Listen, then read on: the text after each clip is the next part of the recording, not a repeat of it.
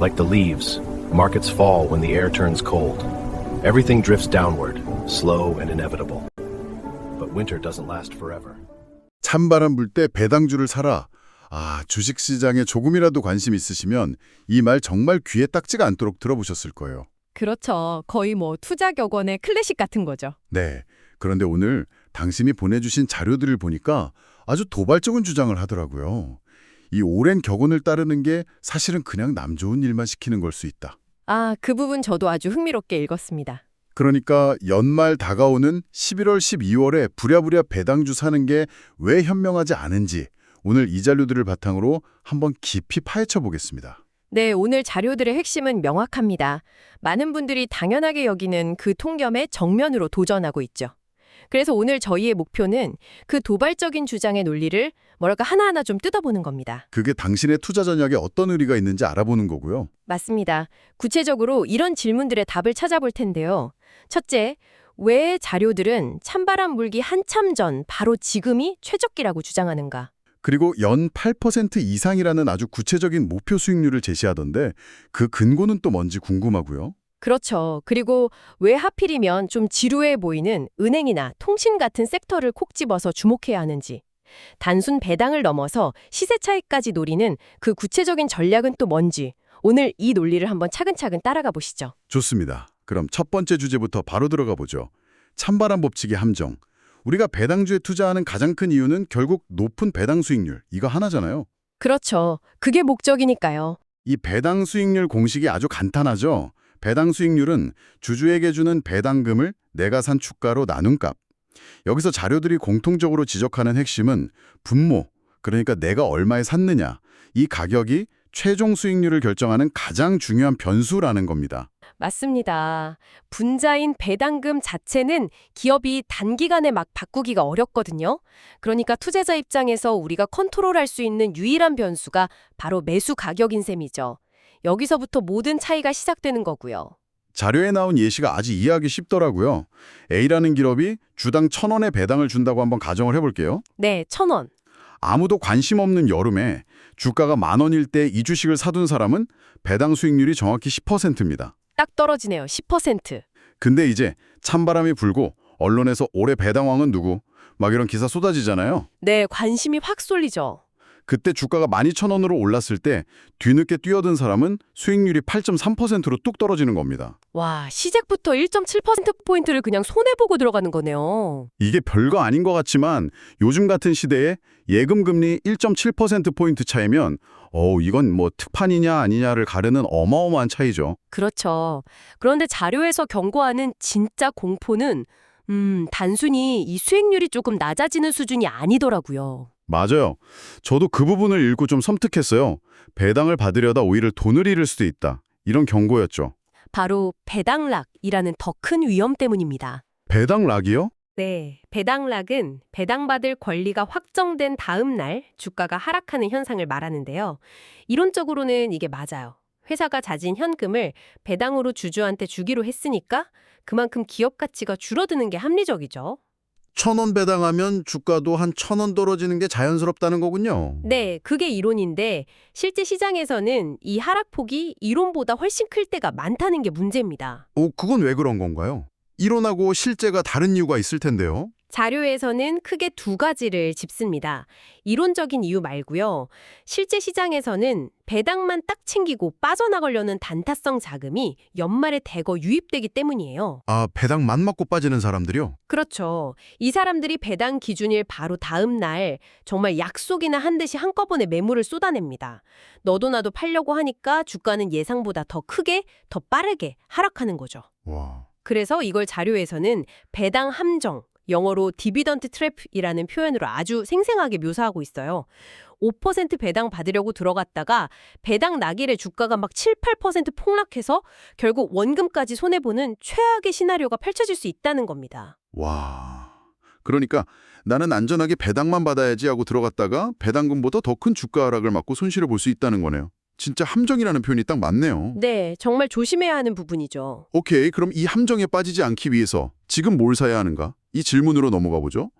자료들이 공통적으로 꼽은 섹터가 은행하고 통신인데 솔직히 이 얘기 들으면 많은 분들이 너무 지루하고 재미없는 주식 아니야? 라고 생각하실 것 같거든요. 저도 좀 그랬고요. 하하, 충분히 그렇게 생각할 수 있습니다. 뭐 성장주처럼 하루에 10%씩 오르고 이런 종목은 아니니까요. 하지만 자료들은 올해와 내년의 상황은 과거와는 완전히 다르다 이렇게 강조합니다. 이 지루한 주식들을 아주 매력적으로 만드는 두 가지 강력한 모멘텀이 등장했기 때문이죠. 그 첫 번째 모멘텀이 바로 정부가 주도하는 밸류업 프로그램이군요. 이른바 코리아 디스카운트를 해소하겠다는 정책인데 이게 은행주랑 무슨 상관인가 싶었어요, 처음에는. 가장 직접적인 상관이 있습니다. 이 정책의 핵심 타겟이 바로 돈은 잘 버는데 주가는 비정상적으로 싼 기업들이거든요. 아, KB금융이나 신한지주 같은 금융지주사들이 바로 그 대표적인 예입니다. 과거에는 PBR, 그러니까 주가 순자산 비율이 0.3배, 0.4배에 불과했어요. PBR 0.3이요? 네, 이게 어떤 의미냐면 회사를 그냥 지금 당장 청산해서 가진 자산을 다 나눠줘도 현재 주가의 두세 배는 받을 수 있다는 뜻이니까요. 정말 말도 안 되게 싼 가격이었던 셈이죠. 근데 밸류업이라는 말이 나온 지는 꽤 됐잖아요. 이게 그냥 구호에 그치지 않고 실제로 기업들을 움직이는 힘이 있나요? 네, 자료에 따르면 이미 가시적인 변화가 나타나고 있습니다.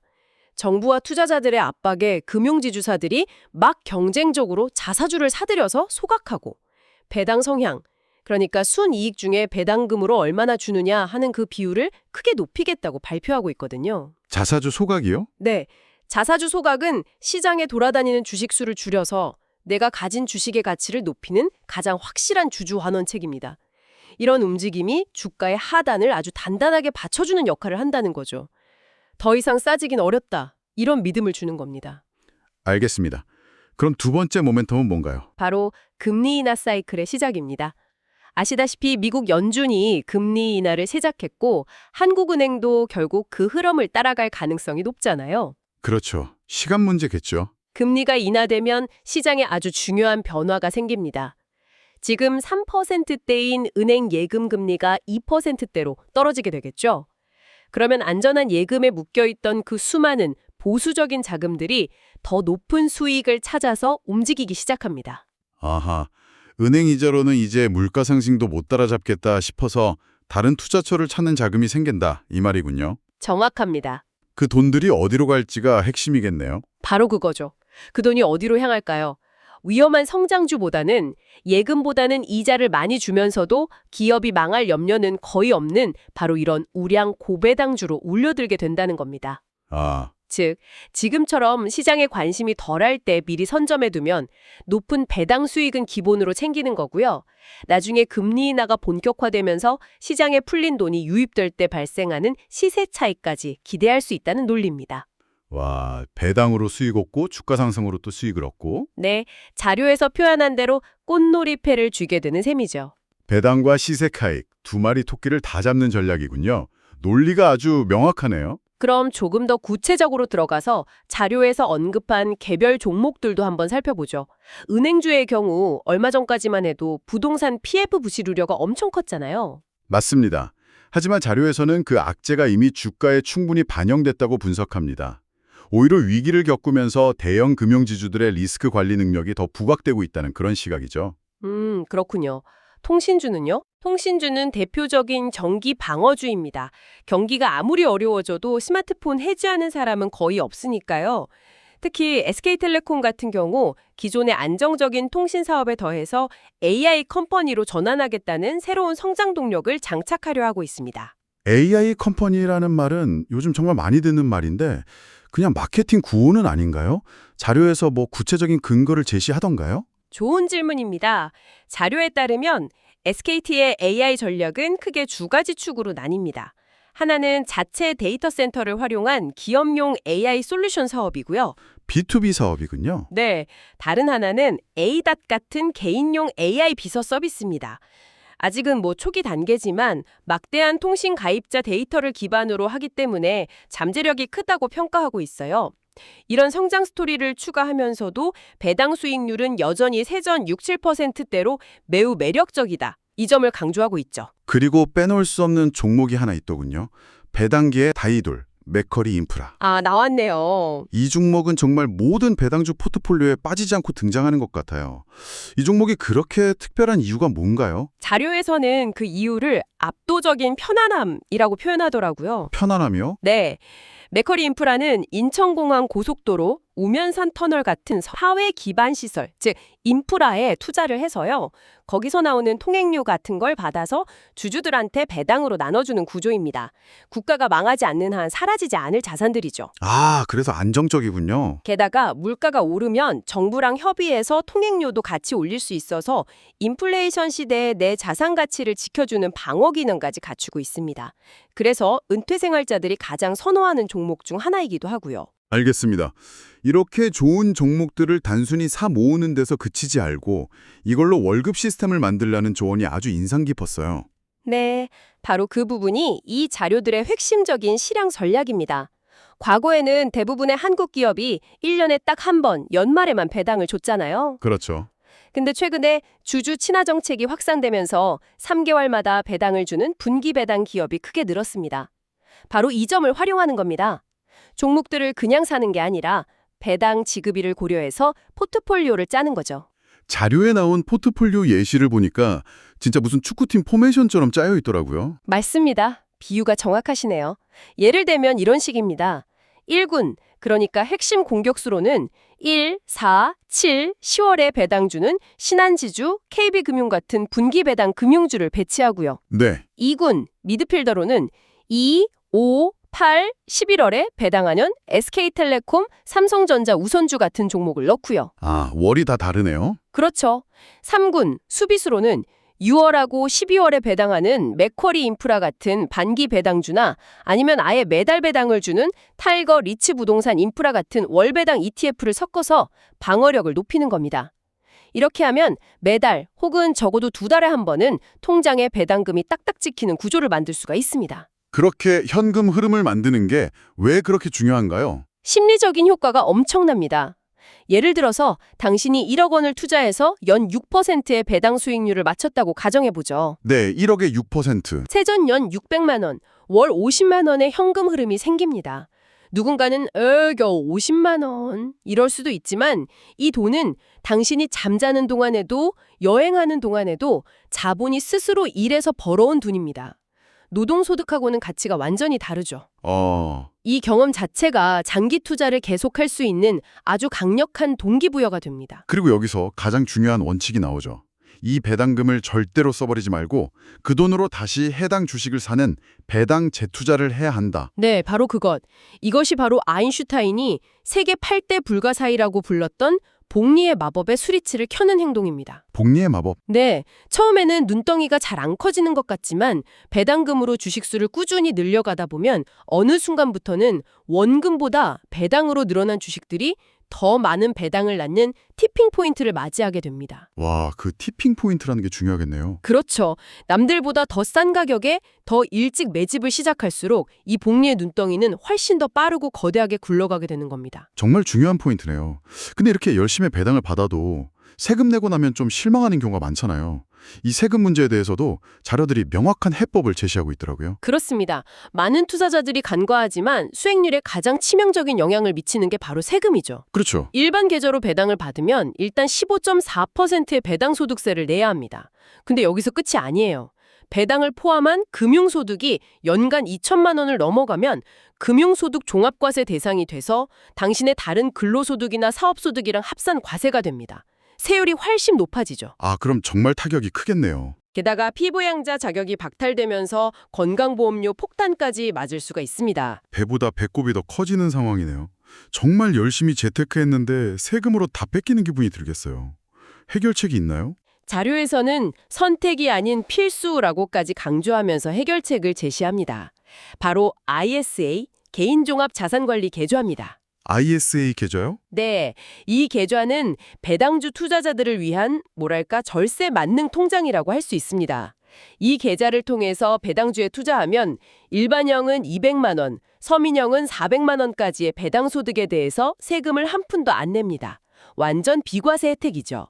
그 한도를 초과하는 금액에 대해서는요? 초과분에 대해서도 15.4%가 아니라 9.9%의 낮은 세율로 분리과세됩니다.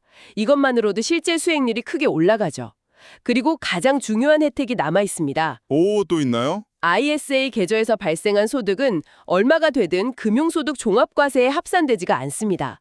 즉, 아까 말씀드린 건보료 폭탄을 피할 수 있는 합법적인 방공호 역할을 해주는 셈이죠.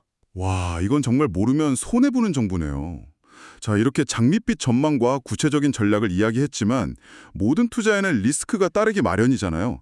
당신이 보내준 자료들이 이 부분도 균형 있게 짚어주고 있겠죠? 물론입니다. 장점만 이야기하는 자료는 신뢰하기 어렵죠. 첫 번째 리스크는 규제 리스크입니다. 은행과 통신은 정부의 영향력이 아주 큰 산업이거든요. 아, 맞아요. 실제로 과거에 정부가 가계부채 잡으려고 은행 대출금리 인상을 압박하거나 가계통신비 인하를 유도했던 사례들이 있습니다. 이런 정책이 나오면 기업 실적에 단기적으로 타격을 줄 수 있죠. 그런 정부 정책 리스크는 예측하기가 거의 불가능한데 어떻게 대응해야 할까요? 그래서 자료들은 분산 투자를 해결책으로 제시합니다. 한 섹터에 몰빵하기보다는 금융, 통신, 인프라 등에 골고루 나누어서 투자해서 특정 규제의 영향을 최소화하라는 조언입니다. 한쪽이 흔들릴 때 다른 쪽이 버텨주는 포트폴리오를 구상하는 게 핵심이군요. 그렇죠. 두 번째 리스크는 배당 컷, 즉 배당금 삭감 가능성입니다. 아무리 우량 기업이라도 실적이 악화되면 배당을 줄일 수 있으니까요. 맞습니다. 그래서 투자 전에 반드시 과거 배당 이력을 확인하는 일종의 스트레스 테스트를 해봐야 합니다. 스트레스 테스트요? 네. 특히 2008년 글로벌 금융위기나 2020년 코로나 팬데믹 같은 거대한 위기 상황에서도 배당을 꾸준히 줬는지 아니면 삭감했는지를 살펴보는 게 아주 중요합니다. 위기를 극복하면서도 주주와의 약속을 지킨 기업이야말로 당신의 자산을 믿고 맡길 장기 투자의 파트너가 될 자격이 있다. 이게 자료들의 공통된 주장입니다. 네, 오늘 분석 내용을 정리해볼 시간이네요. 당신이 보내주신 자료들의 핵심은 크게 세 가지로 요약할 수 있겠습니다. 첫째, 타이밍의 중요성. 네, 타이밍. 남들이 모두 배당주를 외치는 연말이 아니라 시장에 관심이 덜한 지금 선점해야 높은 수익률을 확보하고 배당락의 함정에서도 벗어날 수 있다. 둘째는 주목해야 할 섹터죠. 정부의 밸류업 정책과 향후 다가올 금리 인하 사이클이라는 두 개의 거대한 파도를 탈 수 있는 금융주, 통신주, 그리고 인프라 펀드에 주목해야 한다. 이들은 안정적인 배당과 함께 시세 차익의 가능성까지 품고 있다. 그리고 마지막 셋째, 시스템 구축. 그냥 투자하는 게 아니라 절세 계좌인 ISA를 방공으로 반드시 활용하고 분기 배당주들을 조합해서 매달 현금이 들어오는 시스템을 구축해야 한다. 그리고 그 현금을 반드시 재투자해서 복리의 눈덩이를 굴려야 한다. 이렇게 정리할 수 있겠네요. 아주 명쾌한 요약입니다. 자료의 마지막 메시지가 참 인상적이었습니다. 투자는 보통 예측이 아니라 대응의 영역이라고들 하잖아요. 네, 그렇죠. 근데 오늘 우리가 다룬 이 배당주 투자만큼은 예측하고 선점하는 자가 승리하는 거의 유일한 게임일 수 있다는 겁니다. 마치 가을의 풍성한 수확을 위해서 봄에 씨앗을 뿌리는 농부처럼요. 지금 미리 씨앗을 뿌려야 연말에 달콤한 배당이라는 열매를 거둘 수 있다는 비유가 당신에게도 큰 울림을 줄 것 같습니다. 네, 오늘 분석이 당신의 계좌에 풍성한 열매가 맺히는 데 도움이 되었기를 바랍니다. 여기서 당신에게 마지막으로 생각해 볼 거리를 하나 던져드리고 싶습니다. 오늘 저희가 살펴본 자료들은 대부분 KB금융이나 SK텔레콤처럼 모두가 아는 안정적인 대형 우량주에 초점을 맞추고 있거든요. 그렇다면 정부의 밸류업 정책과 저금리 환경이라는 이 거대한 흐름이 아직 시장에 잘 알려지지 않은 보석 같은 중소형 고배당주에는 과연 어떤 새로운 기회를 가져다 줄 수 있을까요? 오늘 논의한 이 전략을 다른 유형의 기업에 적용한다면 더 높은 수익을 기대할 수 있을지 혹은 어떤 새로운 위험을 추가로 고려해야 할지 한번 생각해 보시는 건 어떨까요?